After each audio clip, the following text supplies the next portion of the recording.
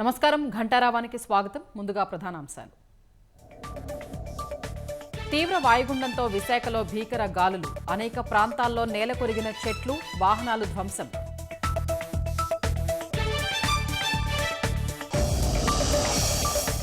టెక్కలిలో భారీ వర్షాలకు లోతట్టు ప్రాంతాలు జలమయం, ఇళ్లల్లోకి చేరిన వరద నీరు, స్థానికుల అవస్థలు.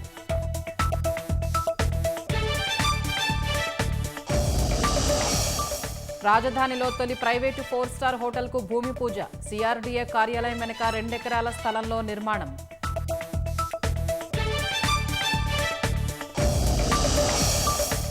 భక్తులతో కిక్కిరిసిన విజయవాడ ఇంద్రకీలాద్రి, భవానీల రాకతో పెరిగిన రద్దీ.